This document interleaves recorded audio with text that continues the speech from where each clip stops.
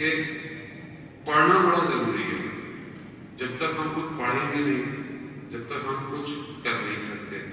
ہم لوگ کیا ہے کہ سنی سنائی باتوں میں زیادہ عمل کرتے ہیں. اکثر مولانا سے بھی سوال کرتے ہیں تو مولانا صاحب یہ آپ نے کہاں سے؟ مولانا صاحب سنا ہے یہ ہم نے فلانی جگہ سنا ہے، یہ ہے کیا ایسا ہے؟ نہیں، آپ کسی اوتھینٹک ہو نہیں ہے کسی جگہ پہ، بے شک آپ نے کہیں پڑھا ہو، پڑھا تو ہو کہیں نہ کہیں، نہیں پڑھا نہیں ہے. پڑھنے کی زحمت بھی ہم نے نہیں کرنی، جبکہ پروردگار اسلام سے کر رہا ہے کہ بھائی پڑھو. اب ہم کتنا پڑھتے ہیں؟ خوب دینی چیزیں ٹھیک ہے، ہم دینی تو ہم جتنا بھی پڑھتے ہوں گے، ہم دنیاوی کتنا پڑھ رہے ہیں؟ یعنی کیا واقعاً ہم ہر پروفیشن کو بہترین طریقے سے پڑھ رہے ہیں؟ مگر امام زمانہ کو پڑھے لکھے لوگ نہیں چاہیے. امام زمانہ کو ہر پروفیشن کا آدمی چاہیے، میڈیکل ہو، ڈاکٹر ہو، انجینئر ہو، کمپیوٹر ہو، میڈیا ہو، ہر چیز. تو کتنا ہم پڑھ رہے ہیں؟ ہم دنیاوی تعلیم میں بھی ہم کتنا پڑھتے ہیں؟ اور پھر ہم کہتے ہیں جی مسلمان بیچارے جو ہیں ان کو پڑھتے ہیں. ہم خود نہیں پڑھ رہے. علم تو علم ہے، علم کے لیے کیا ہے؟ علم کے لیے تو یہی حدیث آئی کہ علم کو جہاں سے دیکھو اسے حاصل کرو. کہ وہ حدیث ہم کہتے بھی ہیں کہ رسول خدا حضرت محمد مصطفیٰ صلی اللہ علیہ وآلہ وسلم علم حاصل کرو، چاہے تمہیں سین، یعنی وہ اس وقت جو ابھی ہم بعض اوقات چین کہتے ہیں اسے، یعنی دور دراز جانا پڑے علم کے لیے.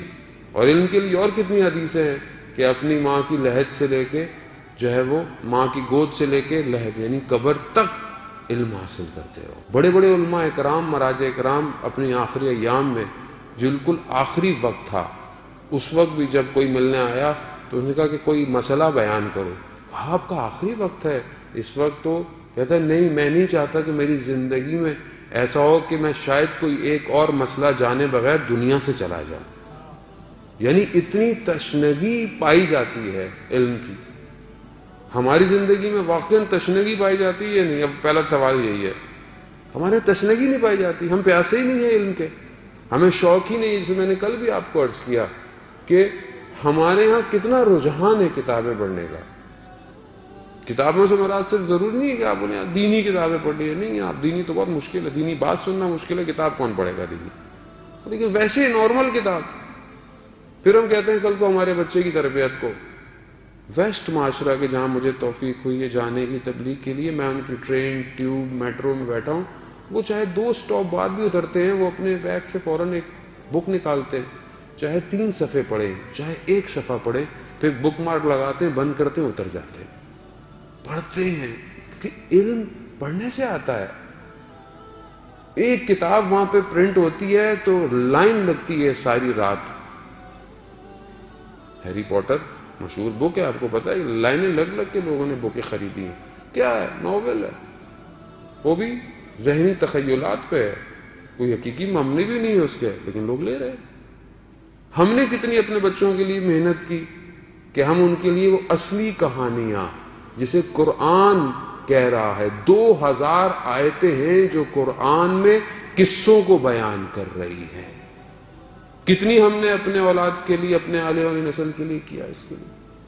اب آپ سب کی نگاہیں ہماری طرف اٹھیں گی تو مولانا کا کام تھا، ہمارا کام تھوڑی تھا. سارا کام مولانا ہی کریں تو پھر باقی سوال بھی پھر مولانا سے کیا جائے، جزا بھی پھر مولانا ہی کو دی جائے. پھر آپ سے نہ سوال کیا جائے نہ جواب کیا جائے. بقول شاعر کے کہ روزے محشر سزا و جزا کا حساب بے وجہ ہے غریب لوگوں کا. کچھ کمانے سے کچھ بچانے تک کیا بچا ہے غریب لوگوں کا؟ تو لوگوں سے کیوں سوال کیا جا رہا ہے؟ کیونکہ ہر آدمی نے اپنی زندگی میں ایک کام، ایک حصہ ڈالنا ہے. عزیزان محترم، سارا کام ہر کوئی نہیں کر سکتا، ہر آدمی پروفیشن نہیں ہے اس چیز کا، خوب جو ڈائریکشن دے سکتا ہے. ہمارے پاس کہ بہرحال میں اب بولیں کہ مولانا صاحب کو کتاب ہی بتا دیں کم از کم، اتنی کہانی سنا رہے ہیں، تو ہمارے پاس بچوں کے لیے، بڑوں کے لیے کہانی ہے. سچی واقعات کی داستان کو کہانی کی صورت میں ڈالا گیا ہے. داستان راستان، سچی کہانیاں، 2 والیوم میں چھوٹے چھوٹے سے، وہ آپ اپنے گھر میں رکھیں، بچوں کو دیں، جو ریڈنگ کر سکتے ہیں ریڈنگ کریں. شہید مطہری نے اسلام کی اصل واقعات کو داستان کی صورت میں بیان کیا ہے. PDF موجود ہے، کیا بولیں کتاب کہاں سے خریدیں؟ انٹرنیٹ پہ موجود ہے، انگلش میں ہے، اردو میں ہے، فارسی میں ہے، جس میں ڈاؤن لوڈ کر لیں. وہ کچھ کریں، کم از کم شب بعثت اقرا کے معنی کو کم از کم 2 صفحے پڑھ کر تو کم از کم آگے بڑھے، ورنہ کس طرح بولیں گے جو خوشی منانی ہے خوشی کے بعد ختم. روز مبس مولا کائنات نہج البلاغہ میں خطبہ 147 میں ارشاد فرماتے ہیں کہ پروردگار نے رسول خدا کو حق کے ساتھ مبعوث کیا. کیوں کیا؟ تاکہ نکال سکے بندوں کو بتوں کی بندگی سے، اور نکال سکے انہیں شیطان کی اطاعت سے اور اپنی اطاعت کی طرف لے کے جا سکے.